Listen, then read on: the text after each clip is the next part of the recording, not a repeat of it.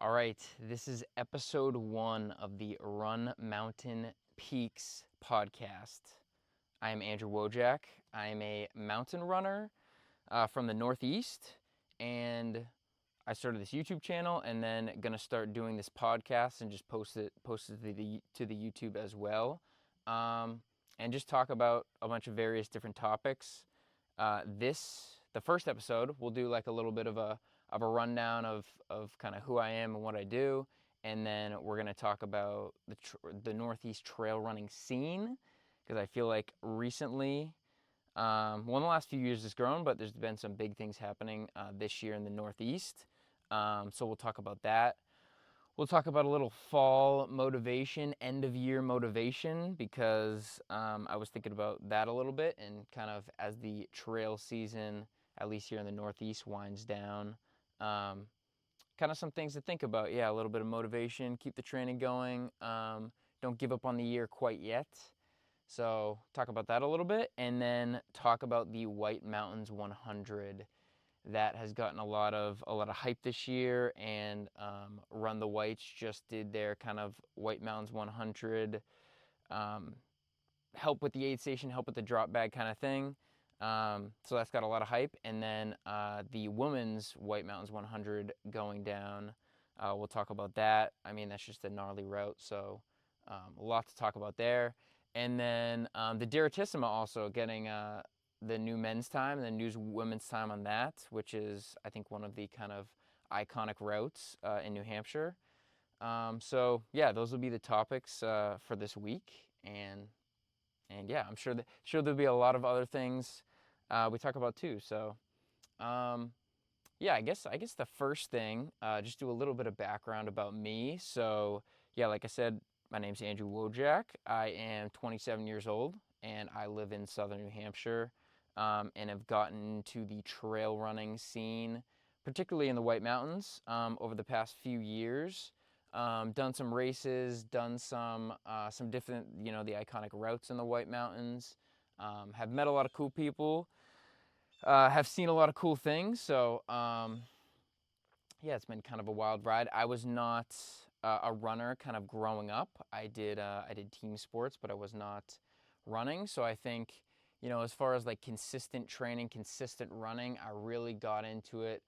I got into hiking. I think the 4,000 footers maybe 4 or 5 years ago, and then probably like 3.5 years ago, I got kind of serious into the mountain running, the training side of things, and that, like many other people, has kind of brought me down this rabbit hole where spending most of my time, free time, money, whatever, a lot of energy into to trail running, and so yeah, here we are now. Um, I do a lot of ultras, so I haven't done as many of the shorter stuff or as many of the shorter races. We're at a trailhead right now, so once in a while there will be a car that drives by, but um, or two, or two. All right. So yeah, I've done a lot. I think I like doing the longer days, and training for kind of some of the longer races.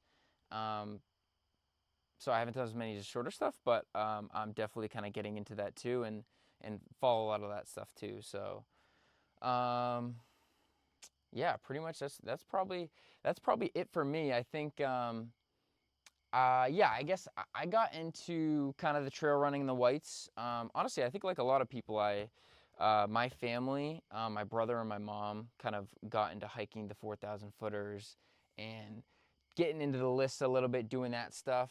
And so, I kind of got pulled into that and started out just going on some hikes.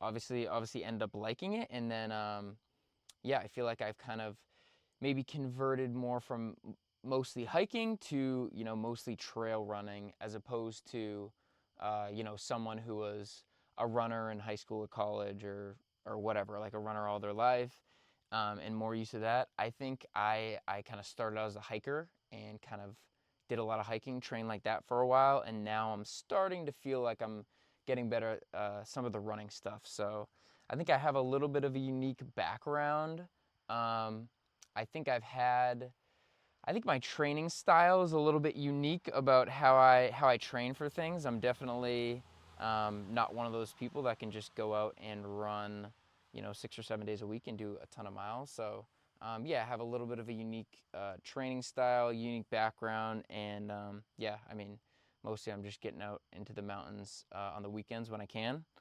Um, so yeah, that's pretty much all I got. So I guess the first topic. Northeast trail running. I think Northeast trail running. I think it gets a little bit overlooked on maybe kind of like the bigger ultra running scene. I think for a handful of reasons, but I think a lot of people in the Northeast are um, very passionate, and it's one of the toughest places to run. Can be one of the most beautiful places to run. And so, yeah, maybe it doesn't get there's a ton of locals and a ton of crazy people here doing super cool, super hard, and super impressive things. Um, and I think, yeah, maybe kind of the uniqueness of the terrain, how technical it is, how vertical it is, some of the routes, just the stats alone are just kind of crazy. And so yeah, a lot of runners and a lot of trail runners who aren't from around here just like can't kind of wrap their head around, oh, they're going 4 miles an hour. I mean, what's 4 miles an hour? That's just like a hiking, walking pace, right? But no, 4 miles an hour. Some of the fastest runners out here are barely getting 4 miles an hour on routes. So yeah, so I think, but it's been cool. I think the last few years, there's been a lot of growth. I think trail running, ultra running in general, when COVID happened, um, you saw a lot more people kind of getting out on the trails, getting into trail running, getting into hiking, and especially in the White Mountains, um, and me included too. I feel like I was just kind of just getting into it when it was starting, and then yeah, basically since COVID, I've been kind of like an avid visitor. But so maybe I'm not the best, but I'm sure people who have been going up there for years and decades um, have seen a huge growth too, and that's just kind of like what I've heard. Like the trailheads, holidays, weekends. It's craziness out there in the trails, and it's getting super popular, which is sweet. But aside from kind of like, I think the White Mountains themselves, a lot of people just think of the 4,000 footers, maybe Washington as kind of like the big attractions, in general. I actually heard something recently. I don't know if this is true. I just heard it. So, but that there are more visitors to the White Mountains annually than Yellowstone, which I think is kind of crazy, because I feel like, I don't know. I haven't been to Yellowstone, but that's like a bucket list for a lot of people and super popular, obviously. But yeah, more people go to the White Mountains than Yellowstone. So I think it's a super popular region, um, that's just kind of like growing. The sport's growing. There's more trail runners. And so there's been a lot more action on some of these routes, some of these races. I think there's been more races that are coming in, which has been awesome. The White Mountain Endurance races have kind of taken a life of its own. A handful of years ago, they were kind of super small. There were a few of them, but now you have a handful of those races. Aravaipa does them, so it gets a lot more people signed up, a lot more kind of publicity, which has been great. Run the Whites has done a bunch of cool things to kind of push some of these routes. This past weekend was hosting that kind of Whites 100, um, not a race, aid station help. Um, they do Bubba's, which is a huge event. This year they've been doing the White Mountain Throwdown efforts, which has been super cool to see this summer, kind of following along there. Kind of just uh, instead of hosting kind of real races, just kind of like putting like a route out there, and a month for people to get out and give their best time, which has been cool. A lot of fast people have come out, run those, giving away gift cards to a ton of people who go out and do that. So yeah, and then the FKT scene has definitely gotten more serious. obviously when Jack Kensel came in a handful of years ago and kind of hit all the big name FKTs, some of them haven't been touched for a while. That kind of sparked some renewed interest there, and then ever since then, just more people have been getting on these routes, and it's been really cool to see. You know, the Direttissima, like we talked about, the 4,000 footers, kind of like the main attraction, the whites, that has gotten huge.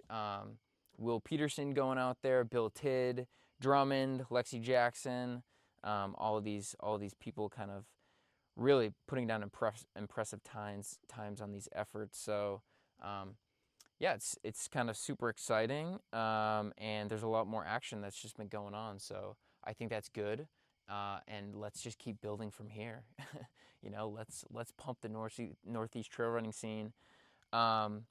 Also, there's definitely, you know, we talked about the races, the way, you know, there's a lot of other races too. Some of the shorter races. Obviously, you have Loon, Washington, which are super big races. Kimsett Cliff race. Cannon races here. The Circus Series has come to the White Mountains and the Northeast in general, and the Sunapee Scramble, when that was the U.S. Mountain Running Champs. Obviously, a lot of people coming out for that. So yeah, I think the Northeast is like a super tough place to run, and there's a lot of strong people out here. So yeah, hopefully we can just keep growing the sport, keep throwing down some crazy good times out here. And yeah, what I was saying. So the races have kind of grown the sport. Trail running's been growing on its own. You know, more people to the whites. You know, some podcasts are getting out there. So From the Backcountry has been a good podcast that has been covering kind of like exclusively Northeast trail running stuff. Run the Whites does some of those podcasts. Air Viper is doing the White Mountain Endurance podcast. Okay, so there's some sort of gesture control. All right, so there's a hand on this camera. So if I put my hand up, I feel like I talk with my hands a little bit. If I put my hand up in a I'm not gonna do it, but a full, like a high five, the camera shuts off. So it just shut off there. But yeah, we just talking about the podcast, the Air Viper, the White Mountain Endurance. Patrick Carrion does kind of like a preview. I think Marilyn Stiles, the race director, has been on those. They talk about some of the people that are running those, and King of the Whites, Queen of the Whites Cup race for doing the White Mountain Endurance races. So yeah, I think it's cool. The Northeast is getting more hype, and yeah, hopefully we just kind of keep growing. And I think, you know, there's not a ton of, I don't know. There's definitely, you know, more publicity, more recognition, but I think maybe a lot of people just think there's maybe soft times out here in the Northeast, but I think a lot of the big name ultra runners, mountain runners, they need to just start coming here and run some of these things. I mean, like David Sinclair on the recent White Mountains throwdown, he runs like 40 something on I don't know the exact route. Oh God, this is bad. This is bad. The podcast that doesn't know all the stuff. The September Run the Whites route. You know, obviously a few minutes faster than the other people who had just started doing their runs on that. But David Sinclair won CCC this year, which is one of the biggest, most competitive mountain ultra races there is. And he's a world-class athlete. Jack Kensel, world-class athlete. You know, these people have come out and run these routes here, and obviously they put down crazy good times. But there's a lot of people around here that can compete with those guys, and I think that kind of goes under the radar. I mean, there are some crazy good athletes in the Northeast that are just running these gnarly trails. So it's cool to see those people kind of get more recognition and get more hype behind, yeah, Northeast trail running, White Mountains trail running, Adirondacks. I haven't been there actually at all, so I don't know much about the Adirondacks, but I know those mountains are super tough too, and yeah, so I think it's a very very exciting time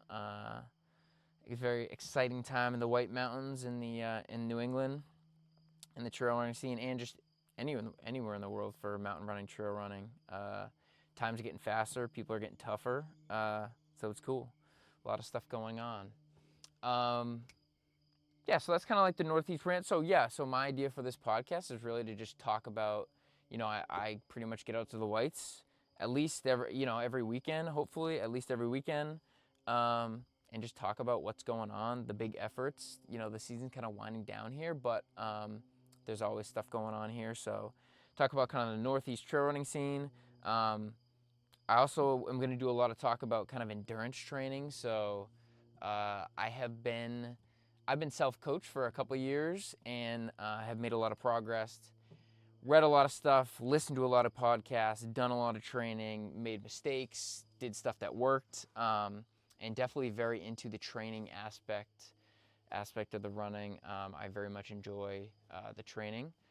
Kind of day in and day out, planning, trying to get better, trying to get stronger, improving every day, every week, hopefully, is the goal. So we'll talk about kind of different training topics that I'm thinking of, that's maybe I'm thinking about in my training, what's working, what's not working. So we'll throw some of that stuff in the podcast and, hype some people up that are doing crazy stuff, and whatever else pops into my mind. The podcast, the video, we're gonna keep it rolling unless something gets. There we go. We put the hand up and stopped it. So that's definitely a setting that I got to turn off. But for episode 1, sorry, we have to cut it. So it's not. So yeah, I guess it wasn't completely rolling, but we're just gonna keep this rolling. Sometimes I have crazy things coming to my brain, and we'll talk about it. If it's training related, non-running related, we'll just talk about, honestly, whatever I'm feeling like. Probably do some of these on the ride home from after like a hike when I have like an hour or two. So who knows how long these are going to be.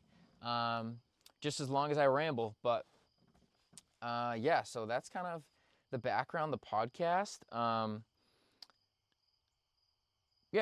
That's all the background on the podcast stuff. So the next topic, fall motivation, or I wouldn't even say like crazy motivation, but just something that I was kind of thinking about today. I feel like this time of year, the trail season kind of winding down. There's still some a few races, some efforts to be had in the Northeast once kind of the snow and ice comes in.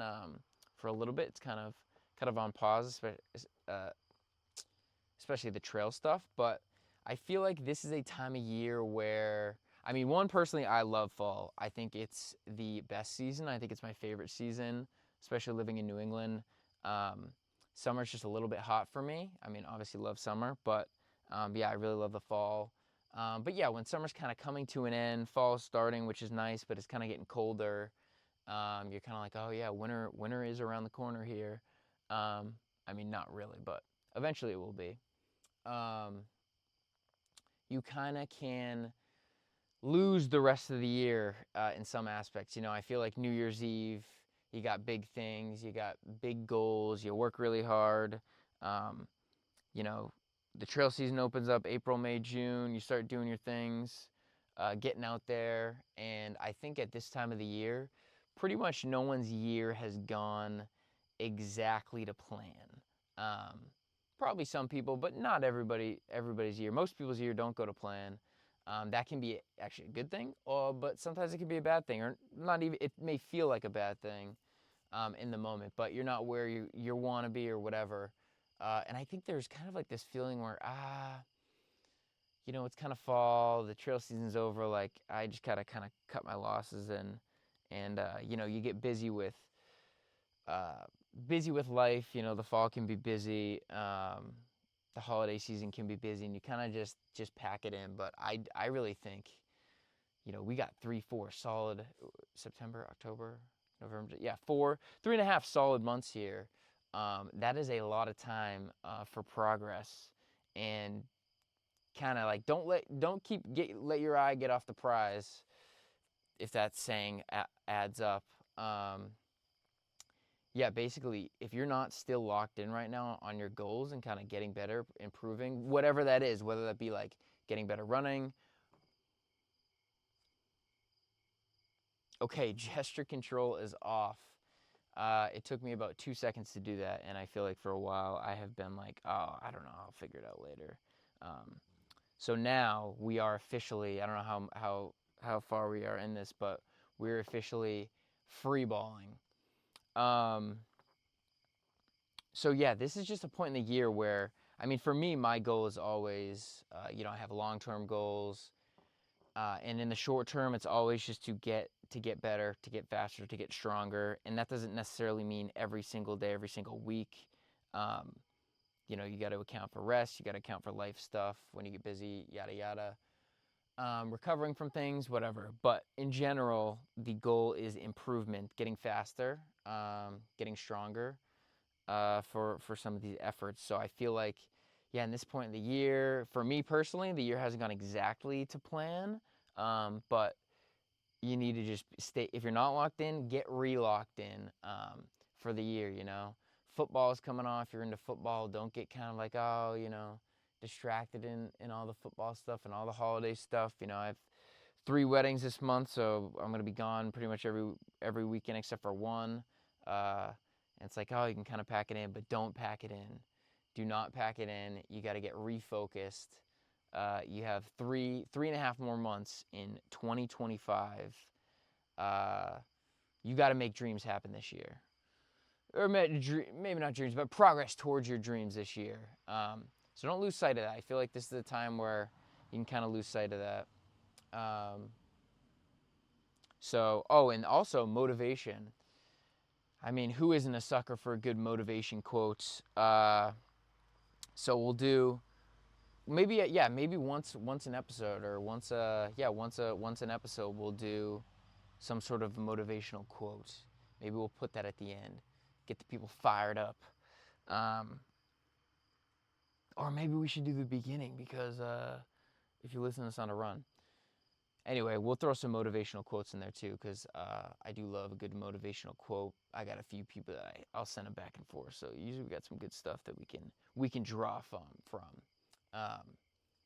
But yeah, so I feel like you got to lock in for the fall, readjust if the year hasn't gone to plan, get back on a plan, start a new plan, learn from what didn't go right, and just keep getting better. I mean, if you keep getting better, you're gonna get to where you want to go.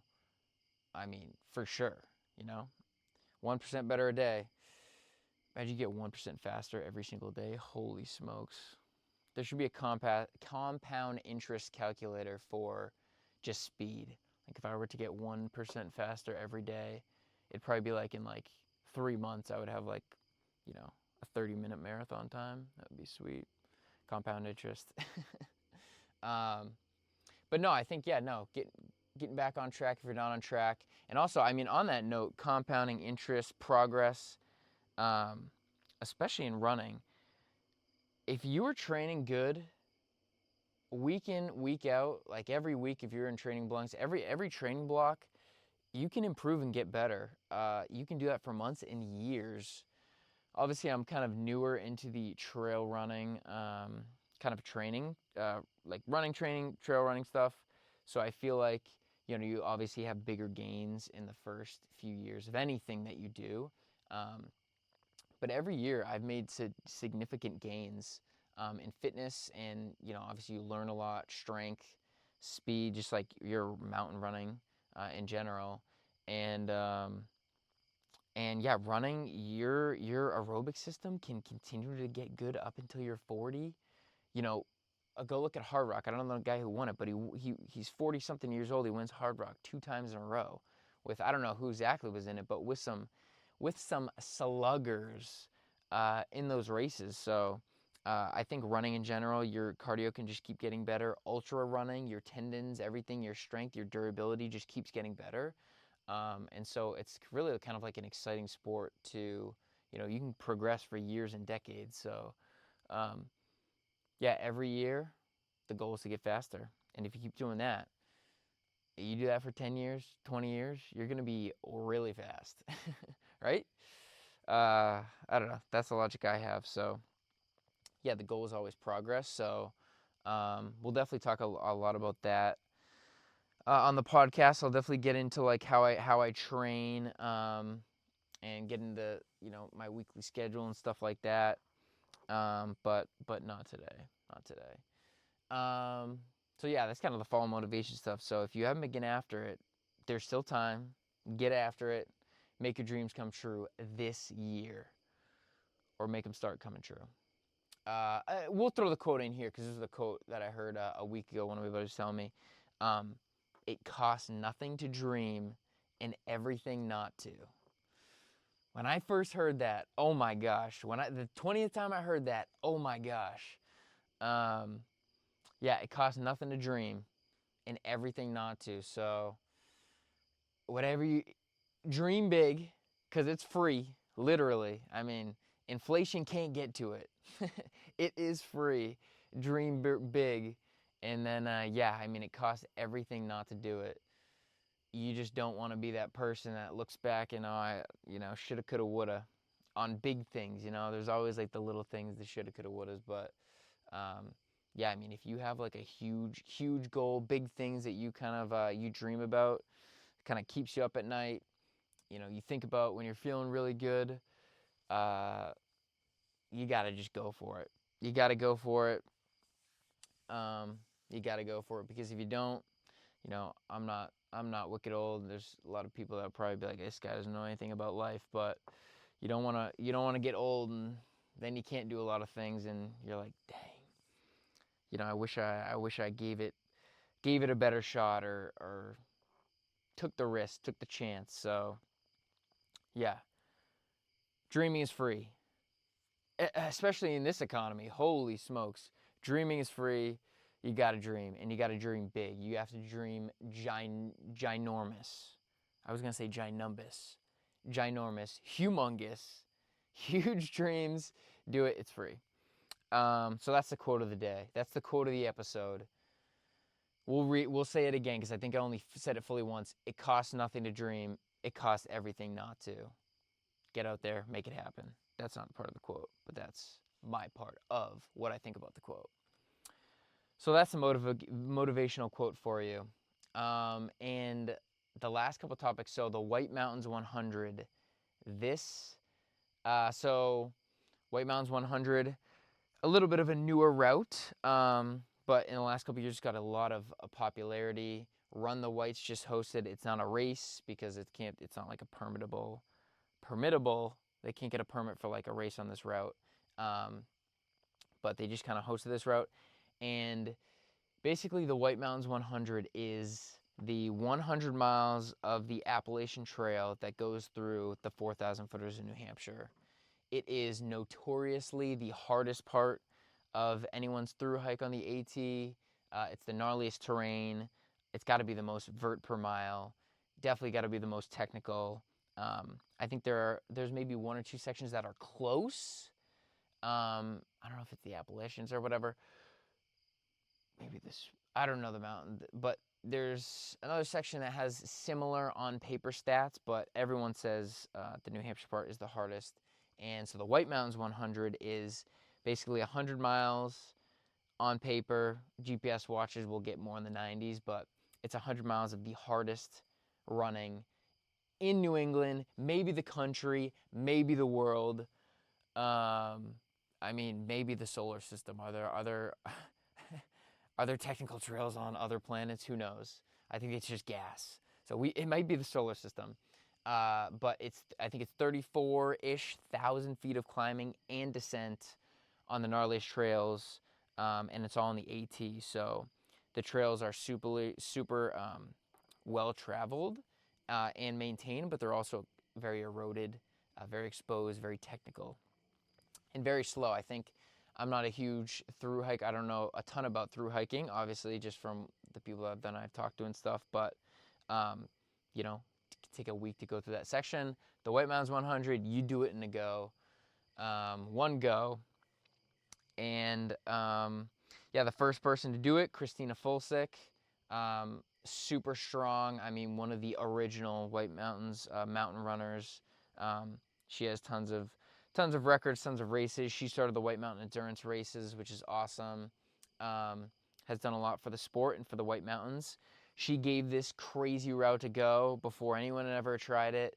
And I think it took her a little over 39 hours. And she was one of the, when she did it, I don't know if she races anymore, but she was one of the strongest runners, I mean, mountain runners, ultra runners there is. I mean, go look at her ultra sign up, go look at her FKTs. I mean, she is just incredible, was incredible, is incredible. And when she did it, she was in good shape in 39 hours for 100 miles. So that's, one of the hardest hundreds there is. So she ran that route. And then after that, Jack Kenzel, after his kind of run through some of the Northeast FKT routes, he ran that route. I mean, a lot of people, tons of people know Jack. If you're big into mountain running, FKT stuff, you know Jack Kenzel. Broken some Killian records, done a ton of crazy stuff. One of the strongest mountain runners there is. World class, and his goal was to do it in 24 hours, kind of on pace with the Hard Rock break 24 hours, UTMB break 24 hours is kind of where it gets faux real. He did it in 26 hours and was like, that is a route that will be insane to do in 24 hours. I'm sure one day someone will do it in 24 hours, but so then he ran it in a little over 26 hours. And just a beast of a route.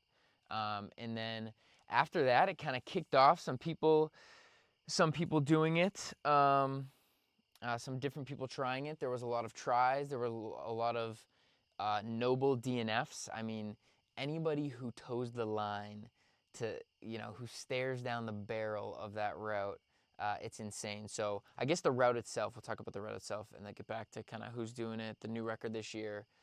So the route, I think you can go northbound or southbound. I think the elevation's about the same. I always think, I don't know, if it's a point-to-point, I feel like there should be, on the FKT straight right, they'll probably break it up. But I think most people go southbound. I think it's probably the faster way to do it, but, who knows? Who knows?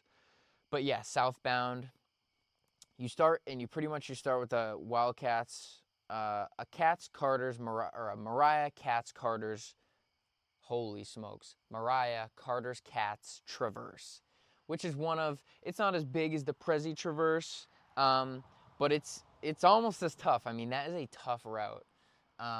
So you start going southbound there. So you hit Mariah, you go over the Carters, you drop down from Carter Dome to the hut down there in Carter Notch Hut. And I mean, that descent's crazy. I don't know if you actually touch the hut, but then you go back up to the Wildcats. You get a steep climb up to the Cats, and then you go to kind of like the peak of Wildcat D Summit, which is the Wildcat Ski Resort. And then you descend the steepest mile in the White Mountains. On the AT, steepest mile on the AT, straight down to Pinkham Notch off the Wildcat. And then, you're only 15% done. Then you have 75 crazy miles left. From there, you basically follow the AT and you head up the Osgood Trail to Madison, and then you hit the Northern Prezzies. You go hit Madison, but then you kind of skirt the top of the Prezzies. You skirt Adams and Jefferson, so you don't get a ton of that Summit Cone technical crazy stuff in the Northern Prezzies, but still crazy rocky up there. You hit Washington, and then you head down the Southern Presidentials. Everyone knows the Prezzies are slow and brutal and super rocky, and so, that's just a super tough section. You get the weather involved in that section. It throws a huge factor in. From there, you head down the Southern Presidentials.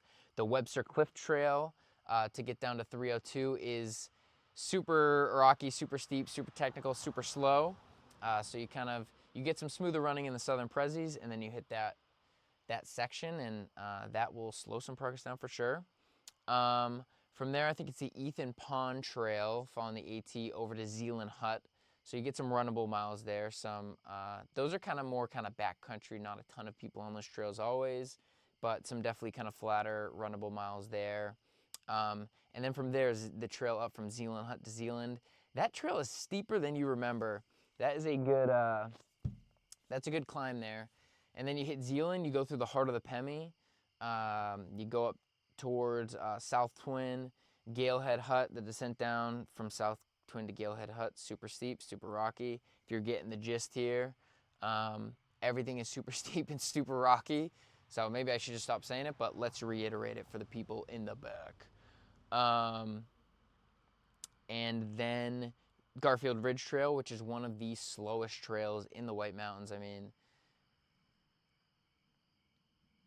hold on, slow it down. It's not going to be as slow as, like, obviously going uphill. It's not going to be as slow as, but for what it is on paper, you just are always moving slower than you think you're going to move. It's just a slow section. Lots of ups and downs, lots of rocks and roots, big steps, drops, waterfalls, you name it, whatever. So from there, you get that section, and then you head up Lafayette. You get the false summits of Lafayette. That's a big climb up there. And then you get Franconia Ridge, which is kind of the other exposed weather section you got to think about. And then you descend off of that. Or no, you go across Franconia Ridge. You descend Liberty Springs Trail, which is steep and rocky, 25%, super slow. And then you go up to Lonesome Lake, the Lonesome Lake Hut. You hit the Fish and Jimmy Trail, steep and rocky, and then you hit the Kinsmans. You go southbound on the Kinsman Ridge Trail, and that trail is probably the quietest section of the trail on the whole route. Obviously, it's the AT, so there's always going to be people out there who are through hiking, but usually you only see through hikers. There's no list peaks on that back there. It's just kind of Mount Wolf. Some camping spots, so you'll see maybe some people who are out there backpacking, camping, stuff like that. But very quiet, kind of slow moving. It's runnable. It's actually less rocky, but it is. I mean, still rocky, but it's more runnable stuff if you can run at this point. But it's still slow moving. You get that you're out there feel to it. But more moose out here than people feel to it. So then you get that section, and then so you climb up to the Kinsmans, and it's net downhill to Beaver Brook Notch. I don't know if that's the official name, but Beaver Brook Trailhead. But yeah, pretty much from there you descend it, and it feels like you're going uphill so much, but on a chart, it's all like downhill. It just looks like it's all downhill, but you're like, why am I still climbing? Why have I been climbing this whole time, but I'm going downhill? So, and obviously when you're 70 miles in, it's gonna feel way harder too. And then from there, you get the Beaver Brook Trail, which is straight up. So I was saying this has got to be one of the other steepest miles on the AT. Straight up that to Moosilauke, which is your final summit, and then you descend off of, I think it's maybe Glencliff Trail, down to the highway there. I forget the route, but you go to the highway and you wrap it up, and it's a beast. Super rocky, super technical. When your legs are tired, you've done all that climbing, everything is just trash. You're trying to move fast in these trails, but it's just hard. So it's a beast of a route. Beast of a route. And so that is the route. I mean, it's a beast. And so the Run the Whites just posted their thing. We got more finishers on that route. So congrats to anyone who finished that. Congrats to anyone who towed the line, because it takes a lot of courage, a lot of bravery to toe that line. And the last thing, congrats to Kara Baskin for breaking the women's FKT on that. She ran it in a little over 34 hours, I think, and that is a crazy good time. That is a super solid time on that route. I mean, every record will be broken eventually, but that's going to be a tough record to break. So congrats to her. I'm going to keep an eye out. I don't know if she's been on any podcasts or anything or talked about it yet, but I'm sure she will be. I'll put like a link into that, because I don't know her personally. Don't know the whole story about how it went, but she went out there and crushed that route. So she's a super strong rudder. I mean, I looked at her ultra sign up. She had some super strong finishes on there. I think she won Vermont 50 mile a year or two ago. So super fast, super strong. So congrats to her, and it's cool that route's getting some more publicity and some more efforts on it, some more time. So yeah, the White Mountains 100, a beast of a route. It's on my bucket list. That is the big goal, honestly, is working towards a goal at the Whites 100. So yeah, I'll definitely be talking about that route a lot more. But yeah, so I think we're gonna wrap it up. We'll call that a pretty good first episode of the Run Mountain Peaks podcast. If you liked it, if you are still listening, holy crap, thank you. Hope you enjoyed it. Hopefully I didn't ramble too much. Um, Drop a like, drop a comment. If you listen till now, drop like. What's a good little kind of a funny emoji to drop? Drop just a mountain emoji in the comments. Subscribe to the channel if you're not subscribed. And yeah, hopefully we can keep doing these videos. Um, it's almost dark, so I don't even know how good you're gonna be seeing this, but yeah, this was episode 1. Thanks for listening, and we'll see you next time. Peace.